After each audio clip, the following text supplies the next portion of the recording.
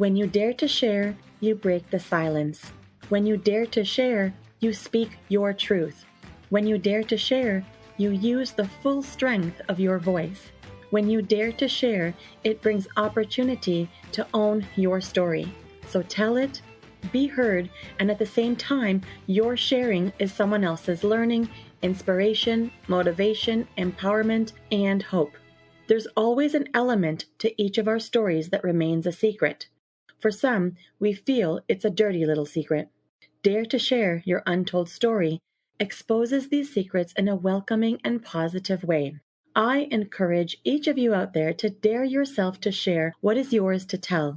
When we dare, it is the courage to do something really important. Let this be a vow to each and every single one of us that we take risk, we brave, confront, and face what is, while inspiring and empowering all communities. So let's break that silence and tap into mental beauty. This is Salima Jadavji, your podcast host, a practicing social worker, and your mental wellness connoisseur. Welcome to the Dare to Share Your Untold Story podcast, episode number 57. She simmered in burnout, and then it became an epiphany for her. To all my fellow listeners, before we get started, I'm just dropping in a note to give you a heads up that this podcast might be emotionally triggering for you. We do invite guests onto the show who share openly about extremely difficult life moments with exposure and impact of what the struggles have been like. The intensity of each episode could have a variable impact on your emotional and mental well-being based on your own personal story. If at any point the topic becomes uncomfortable or upsetting to you in any way, please do not pressure yourself to listen. Instead, be kind to yourself, do some self-care, and perhaps give another episode a try. Today, I have the pleasure of introducing our brave and daring guest, Carla Giglio. Carla is a licensed clinical social worker. She received her Master of Social Work from Touro College in New York City with a concentration in clinical work with an emphasis on military social work. As an experienced clinical therapist, she works with adults using traditional methods such as cognitive behavioral therapy, eye movement desensitization reprocessing, and solution-focused therapies. Carla has focused her personal and professional attention on healing trauma, both post-traumatic stress disorder and complex post-traumatic stress disorder. She now has tapped into using alternative and highly effective modalities like conscious connected breathwork, meditation, trauma-informed yoga, neuro-linguistic programming, and inner child and shadow work, all which allow her to provide a deeper spiritual experience of healing and wholeness. Carla is also an ordained shamanic minister and an advocate for psychedelic healing. Hello, Carla. Welcome to the Dare to Share Your Untold Story podcast. Hi, Salima. Thank you so much for having me. That was a beautiful introduction. Thank you so much. You're so welcome. This is all you. This is all your work. This is everything that you've accomplished and probably a lot more, but this is just probably a little teaser for people to know everything, many of the things that you've been up to. Yeah, a little bit. All these tricks that you have up your sleeve, huh? Yeah, I try. Yeah, absolutely. It's really exciting to have you on the show today. And I'm actually very much humbled by your acceptance, to be a guest on the show. And I'm indeed grateful for your willingness to be here to tell your story. I continue to be encouraged by meeting guests like yourself, these individuals, yourself. Allow me to draw from strength and support and inspiration with all the storytelling that I get to bear witness. So, it's really important that we together take a stance to help break barriers of mental stigma.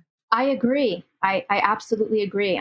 And truth be told, it's very scary for me to be so vulnerable, whether it's on words on paper or verbally sharing this with you. So I think what you're doing is really beautiful. It's really important. And I think real change happens when people really open up and share their story, because the ability to connect with other people is where healing can at least start. So thank you for giving me the space. Well, yeah, and look at you being all vulnerable, right? right from the get-go telling me, it's really scary what I'm about to do, being able to tell my story. It's not something I'm accustomed to doing. And so that's what this podcast is really all about. The intention is to bring forward untold stories that people go through, whether it's directly about a mental health struggle or something else, because the thing that we know is that there is impact on one's own mental health in some way, and that usually remains tucked away. So when you talk about that vulnerability of, this is a new concept for me, you're getting comfortably uncomfortable, right? So this platform is serving in a way to break those barriers of mental stigma that have been conditioned in our society, the things that make us feel like there's more reason to not share, right? So today, together, you and I, my hopeful mission continues that we stand tall, we encourage people to share and tell, that you allow yourself to be comfortably uncomfortable, to take those micro risks, to tell your story and do the thing that people typically have reservations for expressing. And on that notion, I'm continuing to bring forward a trend. It's called the mental beauty rethink. Carla, let me ask you, what's the first thing that comes to mind when you hear the phrase, the mental beauty rethink? The first thing, there's actually two, but the first thing is just acceptance, just really being okay with who you are, what you are given, what you have, what you give, and just revel in that and have gratitude for that. Because at the end of the day, beauty is subjective. So we decide what's beautiful to us. So if we look at things through acceptance and gratitude and to be grateful for everything, beautiful, ugly, not so pretty, imperfect, perfect, if we're just grateful that these things are ours to have and to give and to be okay with that. And I think that's a beautiful place to be, to just be okay with yourself. Right. Being okay with yourself, accepting yourself, just really focusing on the self, right? Just being okay with who you are and what you are and where you've come from. And you mentioned something really important, right? Beauty is subjective. It's really important for people to keep that in mind.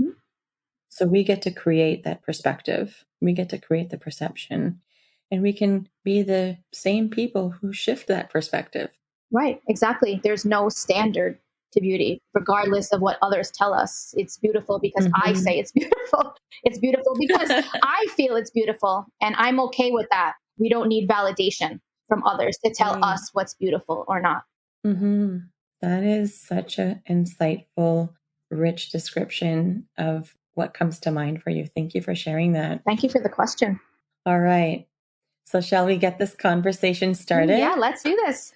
I can feel it. It's good energy, good vibes. I can't wait to be vulnerable. Thank you, Salima. Okay. Here we go. Well, here we go, Carla. Give us the newspaper headline of how you would title your untold story. How would it read? So my newspaper headline would read, Learning to Respect the Seasons of My Life. Winter is just as important as spring. Could you say that again? Sure. Learning to respect the seasons of my life. Winter is just as important as spring. Learning to respect the seasons of my life. Winter is just as important as spring? Yes. Wow. Okay. So this is a really thought-provoking title. Can you tell me a little bit about what this means to you? Sure. In my life, in our lives, there's darkness and there's also light. There's ebbs and flows and nothing's linear. But sometimes when we're in that darkness, you can't see a light. And it's really, winter is a time to incubate and to reflect and maybe even to die your own personal death so that you can be reborn in spring. But I forgot that. Sometimes you forget that when you're really in the thick of it. Yeah, winter dying is just as important as being reborn. You have to go through all of it. Yeah, that is such an incredible title with so much meaning. Okay. All right. Well, this is a great segue. Let's learn a little bit about your untold story. What is it all about? It began about 2 years ago when I suffered and experienced a pretty bad professional burnout. It was pretty scary. I mean, especially I'm a therapist, so in the mental health field, it is embedded, I'm sure you know, and drilled, especially as a social worker. Self care, self Mhm. care, self care. Take care of yourself. Mhm. What are you doing for yourself? Mhm. But sometimes that's not enough. And I found that out in a real deep and personal way when I experienced burnout, like I said, about 2 years ago. And I was stuck for 2 years. I was frozen. I really Mhm. experienced a death, so to speak. I was not functional. I couldn't work. Mhm. I couldn't do my work anymore. It was a Mhm. complete state of confusion, Mhm. darkness. It was pretty scary. It was like my whole identity was crumbling because Mm. being a trauma therapist was always my goal. It was a dream. And I worked really hard going to school, taking advanced trainings. And I was at a really wonderful facility, working hard, being diligent, really learning. And I hit that wall mentally, physically. I ended up getting sick. I ended up getting shingles. I shut down completely. My brain basically stopped working. It was a mix of depression. It was a mix of confusion, anxiety. I just couldn't even be around the clients and around people. It was really, I've never experienced anything like that. Yeah, it took me 2 years to dig myself out of that, but it was really probably one of the most profound experiences of my life. Mm. You mentioned it being so profound. What are some of the themes that emerged from this time for you? That's a great question. And that was pretty much the crux of my thought process. So even though Mhm. I was taking care of myself, so to speak, making boundaries for myself, doing little things, trying to enjoy myself, to get away from the work, like I mentioned, for me, the self care wasn't enough. So, what exactly sparked that burnout? I would Google 100 times, what is burnout? Mhm. And you get the same explanations all the time. It's from working Mhm. too much, it's from maybe not having enough boundaries at work, a whole list of common things. Maybe not having Mhm. people to talk to, not enough self care, all of those things. Mhm. Pretty much every single site was the same explanation, but there was no real substance. It seems like you weren't finding an answer that was resonating with you. Like you were like, that's not it. Like I'm doing all of these things though. It's Exactly. you were in search of something different. Exactly. Nothing was resonating with me. And I really kind Mhm. of spent the 2 years trying to find an answer. Mhm. So I came up with three things that finally resonated with me as to why. And it led me to inner child and shadow work. My Mhm. shadow aspect was not only not integrated, but I didn't even think that there were other selves that I was repressing that maybe were rising up, needed to be born, so to speak. So explain for our listeners, what are you referring to when you say shadow work? Sure. Shadow aspect of the self is was invented and thought of by Carl Jung, the famous psychologist. Basically, a shadow aspect of yourself are those parts of the self that you hide from the world, and you may even hide from Mhm. yourself. They don't Right. necessarily have to be bad or Mhm. evil or Mhm. negative. They could just be parts of the self that might not have Mhm. been acceptable to your family, society, even yourself. So those things are tucked deep down in your psyche, Okay. and this experience, I Right. think, really kind of poked it out, kind of kicked it out and said, whoa, Mm. you're not a match for, forcefully kicked it out. Forceful. Yeah, Mm. I wasn't Yeah. expecting it. But as soon as this incident with the client hit, it was like a lightning bolt, this giant insight. So you had an incident with a client, like a verbal interaction or I something? did. This is what sparked it. It was one Mhm. incident on top of another incident on top of another. I would say maybe like 3 or 4 negative incidents within a week. Now with the same individual or like just with different clients over the same week? With different clients over the same week, which was very weird because I don't Yeah. usually have those. I mean, sometimes sessions don't go exactly how we plan, but nothing like this. Can you give us an example, Carla? What was something that you experienced? Of course, not exposing any client stuff. What did you experience from your client that triggered some realization that something is not right here? If I can categorize it, I would say it was actually pretty verbally abusive. If I can think Mm. about that, In session? In session. Whoa. And Whoa. Salima, it blindsided me and knocked me over that I had to get my supervisor after, because I was not expecting it, because that's not, What did they say? they didn't like my dumb face. They didn't like your dumb face? Something like that. Oh my goodness. Yes. Yes. Something really, really nasty. And I was taken back by it. I said, oh, okay, well, I hear you. I'm sorry you feel that way. So let's try to work with maybe someone else you feel more comfortable with. Right. But this was just one personality disorder or one explosive client after another. And it really took me by surprise. But that was the big That theme. week was a big theme for you. And really talk about divine timing, right? Maybe if they happened sporadically, I would not have gotten the effect or the learning that I did. Yeah. You might not have had that like reality check of this is something, like this is not a coincidence. Exactly. Like there's something here. Right. This is the universe saying, okay, wake up. So when that happened, I was shook. I was absolutely shook. And I think other things happened. Again, I'm not sure if it was necessarily before or after, but it just hit me in that moment that I'm not a match for this anymore. From that verbal trigger, so to speak, it hit my core, it hit my soul. And that's an indication right there. Well, something's not healed. And on the other side of that coin was, okay, well, maybe it's because you're just not a match for this. Why are you even doing this?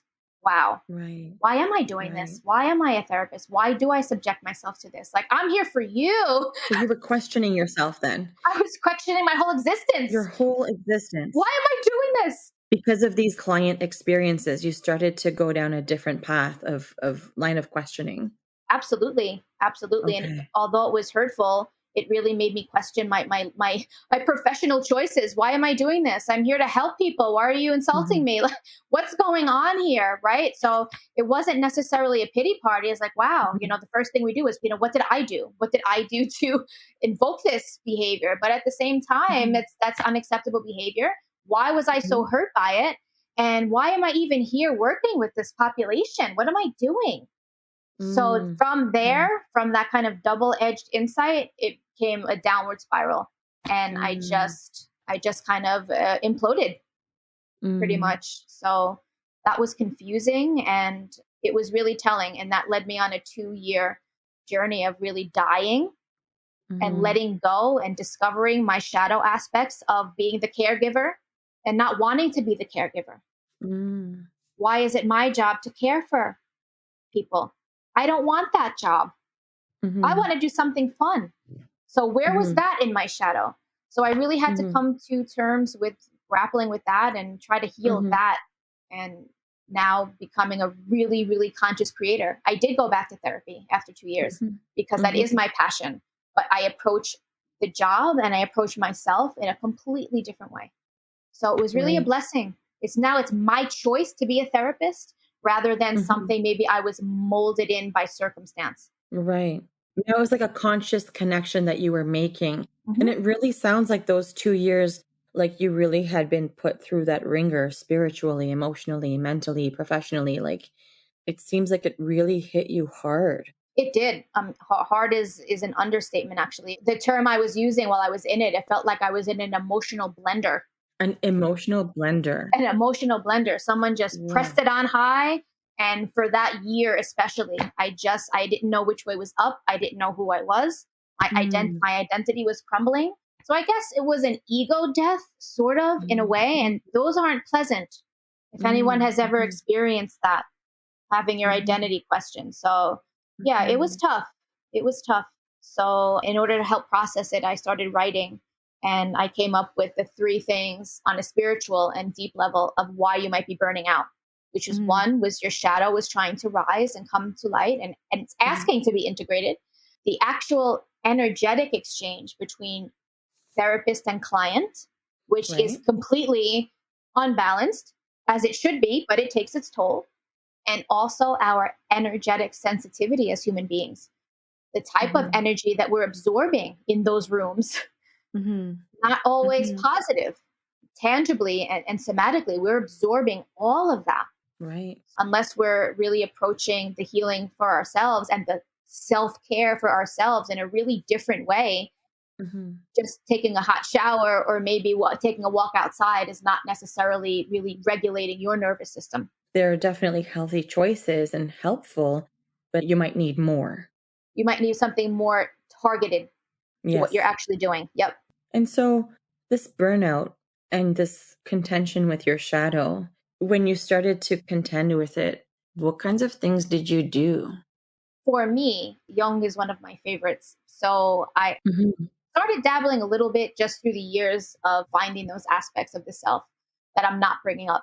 And vulnerability is one of them, right? The, Mhm. the yin energies, the feminine, the kind of softer energies, right? So I discovered that. Like, what else am I kind of repressing because I either don't want to deal with it or it's not acceptable or it's not serving my needs Mhm. in a way that I expect. So basically, how I did the shadow work was I made a list of what things am I scared of?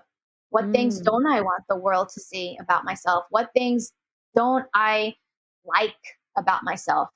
And that's really a good place to start. What things don't I really like about myself?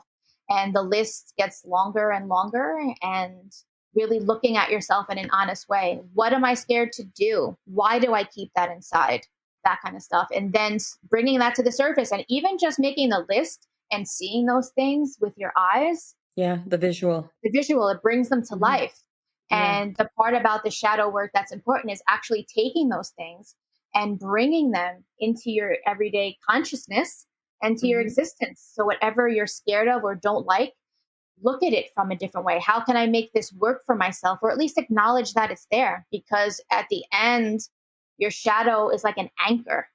You're not a whole Yeah. person if half of your psyche is in the dark. So were you like asking yourself, so I might not like all of the things that I'm seeing here. This is the visual, this is the whole bulk of it. But did you ask yourself anything like, how do I embrace this? Absolutely. That's the Yeah. whole thing of shadow work. It's the integration, right? How can I make Mm. this my friend? There's still parts of Mhm. me. Mhm. Mhm. So maybe they didn't serve me when I was younger, but now that I'm older, how can I make them serve me? And it's just Mhm. acknowledging that they're there and having maybe forgiveness for not bringing them to light. And how can I use these other qualities or these other fears in a Mhm. way that at least shows that they exist instead of running from them? Use Mm. them and try to make Right. your life more whole from them. Now, did you have like a big realization from looking at your shadow? What were some of the big realizations you had? Whew, that all of my yin energy, all of my kind of vulnerable energy was stuffed aside. It was Mhm. completely put in the dark. Mhm. Even taking care of people, maybe not wanting to take care of people. Why am I doing that? Why can't I have fun and things like that? It was an epiphany because it was able to at least answer some questions as to why I kept getting stuck in some areas. Right. Again, that's where acceptance comes in. I'm going to accept all the parts, the good, the bad, the ugly, and I'm going to make it work for me because you have to be whole. I can't Yeah. be unbalanced and lopsided anymore. I can't be running from fear. I have to face the fears and at least incorporate them in a way that's healthy. Mhm.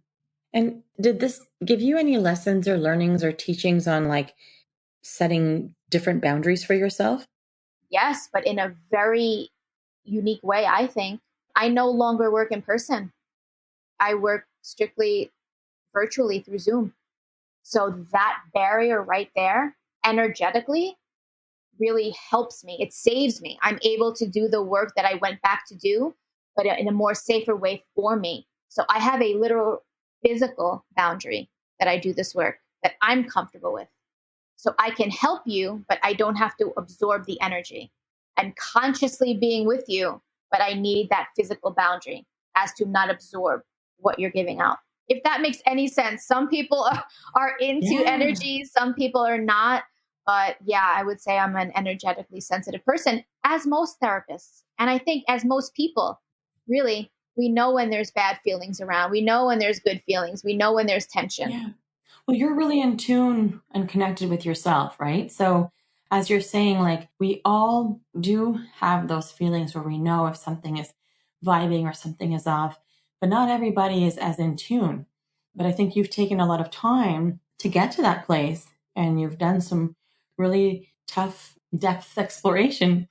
right? You've done some really depth explorations and you've gone in within you, right to your core to explore that. Yeah, I dove right in, and I was drowning for 2 years. It was given to me kind of a gift, I would say. Someone reached out and said, "Oh, do you want to work virtually?" Which I was always against. If you're doing work, you should be with the person. But I was open at that point. I really didn't feel ready to go back. I was scared to really start feeling, but I gave it a try. And this boundary of being virtual has been a savior for me, because I do love the work and I do really like to help people. And I don't want to give that up, but now I'm conscious about it. Yeah. You mentioned things like before, like, self-care is not enough. And the energy that you're absorbing to help people heal is something you have to pay attention to, especially as a therapist. And it seems like, you were mentioning before that you need high measures to sort of reset your nervous system. What are some other things that you did to reconnect with yourself? So you talked about being able to set boundaries, learning about your yin energy, right? The feminine side. You talked about recognizing that if I'm going to do this work to take care of people, I really need to know that I'm doing it for the right reasons. And one thing I heard you say loud and clear was going all virtual, that virtual was really going to be the way that you were going to have that protective barrier for you.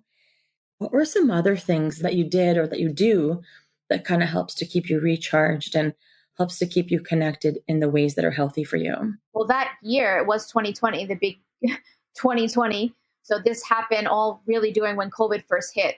So I got sick with shingles, COVID hit. I was laid off from my job because of that. And once I got better, few weeks and months, I was driving. I drove cross country. I just left behind everything and I was just driving, me and my dog, just to get in nature and really just try to put everything aside and just still try to be mindful and live each day for what it is, and whatever uncoverings or whatever learnings will come in its time. I just needed to be in nature and just to kind of be free. So I did that. So Yeah. let go and be free. Just let go and be free. Yeah. And today, to this day, I just do a lot of yoga. I do a lot of somatic work all throughout the day, in between sessions, in the morning, before bed, really stretch my body, get that nervous system nice and regulated. I do a lot of breath work, a lot of deep diaphragmatic breathing, which is a tremendous reset for your whole system. So there's a lot of practices I do to really keep myself regulated. Excellent. That's really amazing. Okay. So, Carla, when people come to see me for therapy, and you may have a similar understanding of this or experience of this, people are typically in one of three places. Some people are getting started, not sure where to even start, but they are ready to do some deep work. Some people are in the middle, they're in the thick of a scenario or an acute situation. Some people are looking back. Maybe they're trying to gain some meaning and insight into some older stuff, or they're trying to get some closure, or they want to be able to explore unfinished business so they can move into the next chapter of their life. So, what part of the journey would you say that you are in? Would you say that you're getting started, in the middle, or looking back? I would say all of the above. I would You say all can't of be the in three above. places at once, right? Well, you can, in a sense that if I want to look at it from that particular part, maybe I'm at my end, but maybe I'm at my beginning of coming to my new life in a new way. I really try to look at everything now, especially after this long burnout, with beginner's mind. I really try not to have expectations. So if I'm looking back, okay, in hindsight, now I know when the next winter season comes along, maybe not to be so scared and not to freak out about it. So I'm showing up every day a new person. I'm showing up every day with beginner's mind. I'm trying to let go my expectations and really just be in the moment. So I'm trying to look at it from a 3D perspective, kind of, not just linearly, if that makes any sense. It does. You've got 3D perspective. And so that's where you are. And that's perfectly fine. But what would you want to remember about the process of your healing journey? Is there anything that you feel like you can share that you haven't shared yet about something you want to remember to keep you in check? Keep waking up every morning, keep praying, keep asking for help, keep accepting where you are, because it is what it is. And you are where you are, and you'll stay there for as long as you have to. Mm-hmm. And just kind of go with the flow. We don't have any choice, really. Just go with the flow. I know we've talked a lot about different things that were part of your journey in terms of what you were impacted. But if we were to circle back to how your untold story has affected your mental health, can we zone in there a little bit? Like, I know you mentioned some things about like a depression and a lot of confusion.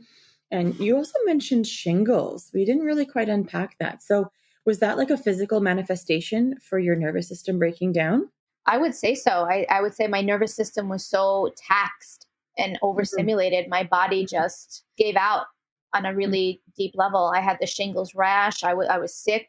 I had flu-like symptoms, painful rash I had on my stomach. So my whole system just gave out. It just collapsed. Mm-hmm. In a way, even though I felt I was slipping into a burnout, mentally, I was still trying to hang on. But once your Mm-hmm. body starts talking to you, you know game is over. So I Mm-hmm. decided to listen.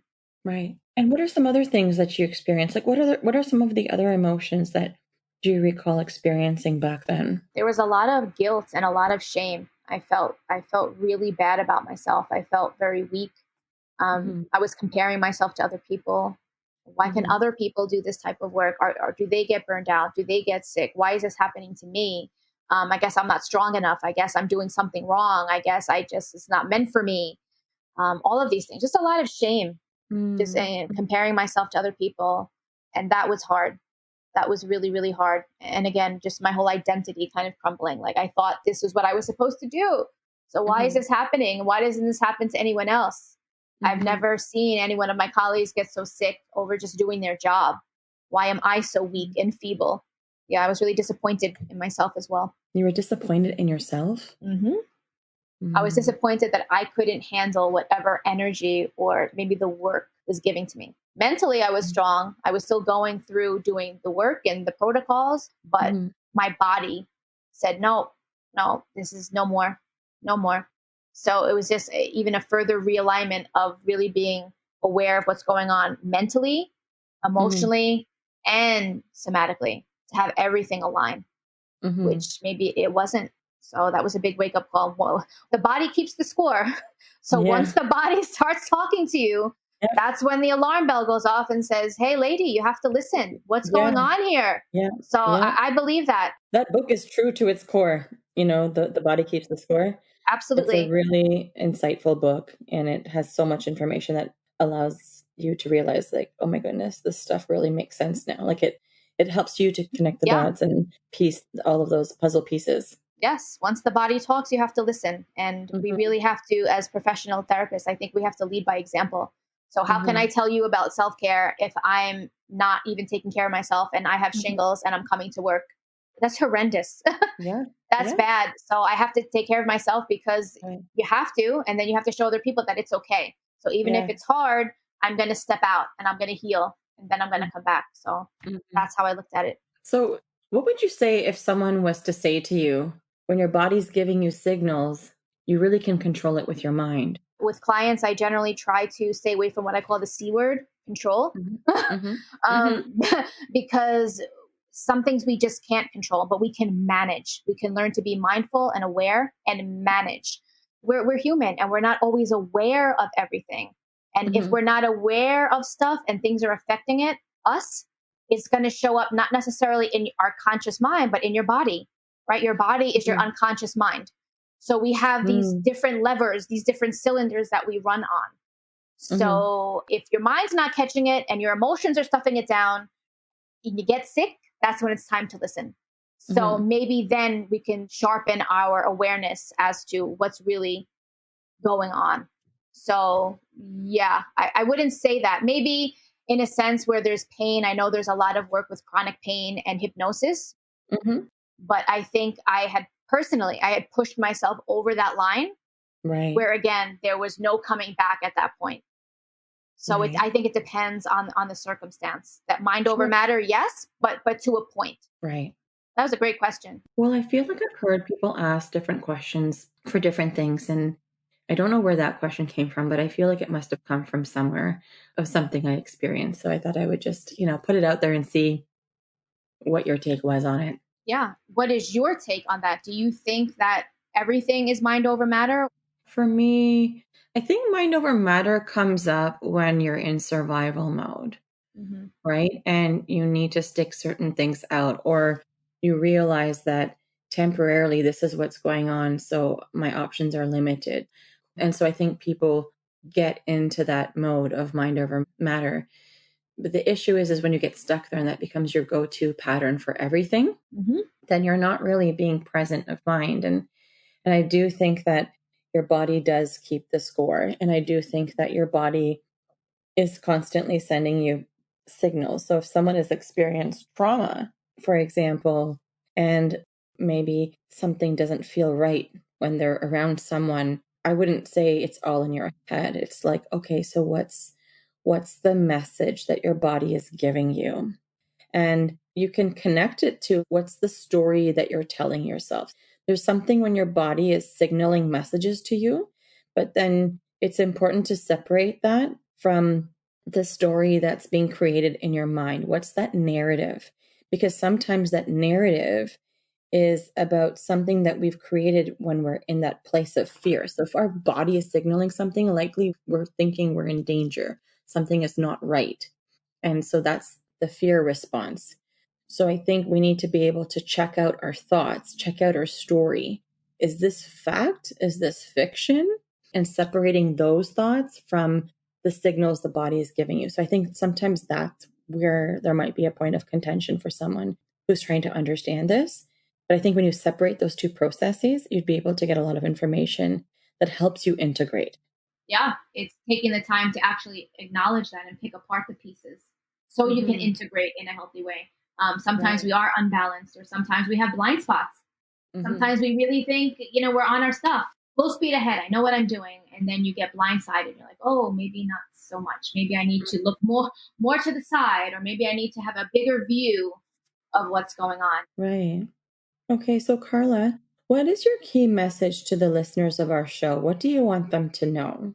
That the darkness and hard times aren't the end. They could be really just the beginning. And it's so hard when you're in the thick of it and you can't see a light out and you have no idea what's going on. Just know that there will be a light, and the light will present itself maybe when you've done the work you need to do. And we're always in a process, this spiral process of growing and dying and being reborn and then dying. But having the courage to let those layers go that you don't need, to then bloom again into something that you were meant to be. And if that constant process is the process of life, and just to keep going. I like that. Especially when you talk about letting go of the layers so that you can rebloom. That's amazing. Just keep being reborn to the person you were ultimately meant to be at every step of the way. And it's scary, but it's all part of it. Right. And you'll be fine. You'll be fine. And in a few years, if you look back, right, maybe you won't even remember the details because you've come so far. Yeah. The possibility of the future. And enjoying where you are, right? That acceptance. I'm here now. I'm in darkness, but one day I'll be out and I accept where I am. What do I need to learn from this darkness? What does this darkness need to show me? Because that's why I'm here, right? Everything is your teacher, especially the darkness. So I'm curious, what is your game changer? What's that game changer inspiration that's close to you that reflects your untold story? Would there have been a quote or a mantra or a book or a person or event, something that really speaks volumes to you that really helped you pivot? I would say just gravitating towards young shadow work. I would say really just honing in on that and doing that work. That's the pivotal piece that got me through.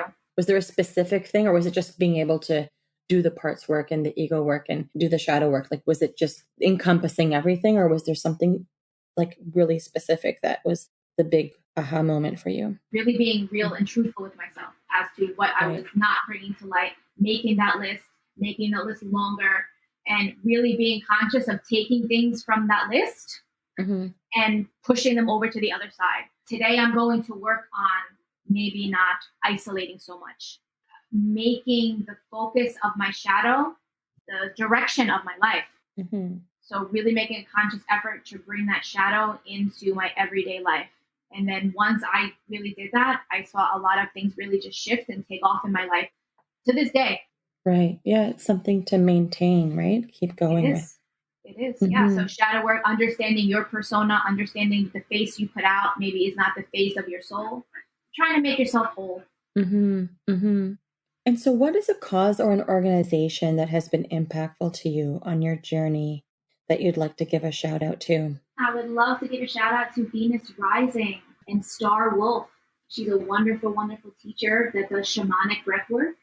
And her process, her SHIP training, SHIP, the SHIP training really has you dive deep in the conscious connected shamanic breathwork with the music, and you dive into your shadow and your inner child, and you do this amazingly deep work, and you're constantly again reborn. It's really that integration that catapulted me, that retreat. So I recommend that to anyone who really wants to contend with parts of themselves, whether it's trauma, whether it's the shadow, whether it's inner child stuff that's not resolved. This is a super powerful 2 weeks, and it really blew the lid off me again. So wow. Thank you, Star, and the whole gang. Absolutely. That's a great shout out. It's a wild ride. That's great. Yeah. All right. And so how can people connect with you if they would like to? What are you going to share with us for how people can find you? Oh, sure. Truth be told, I'm not really that big on social media. I do have a LinkedIn page, Carla Giglio on LinkedIn. And I also write articles and essays for medium.com under Carla G-E-E. All right. Yeah, we'll grab all of the details from there so we can add that to your show notes page. That's perfect. Thank you. Sure. Carla, guess what? What? You've just dared yourself to share. Congrats. I did it. Right? You told me you were scared, and look at you, just chatting away, exploring so many different areas of your journey. Wow. I'm sweating over here. I'm still sweating a little bit, but I did it. You made it easy. You made me feel really safe and welcome and accepted. So yeah, I don't share this with everyone. So thank you for reaching out.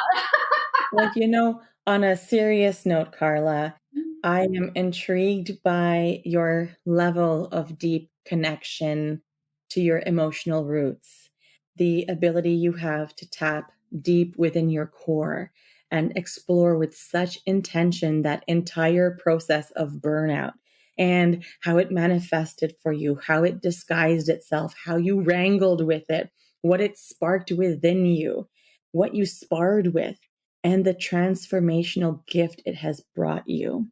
This story of yours has been exceptionally inspiring and with a very much a new perspective to take in. The lessons and learning of when and how to go deeper when you're dealt a set of cards that you were dealt, like that is so big. So thank you for the deep conversation and for all the sharing and all the daring. Salima, thank you for honoring that story and finding interest in it. That really means a lot to me. It makes my heart really, really humbled, and I really enjoyed my time. You have a really beautiful podcast here, and the work you're doing is amazing. Just the same, if not even bigger, with all the people that you touch. So thank you, Salima. That's really lovely. Thank you. Once again, Carla, thank you for being part of Dare to Share Your Untold Story and helping to be a voice in breaking down the barriers of mental stigma. To all of our listeners, if you like what you've been hearing on this podcast and you want to be part of breaking down barriers of mental stigma, I invite you to go wherever you are listening to the episode and hit subscribe. Leave us a comment or a review of the episode and maybe how you relate to it. To learn more about what we offer, visit www.daretoheal.co. And if you are feeling ready and brave to share, please submit your story by visiting www.daretoshare.co. Thanks for joining in.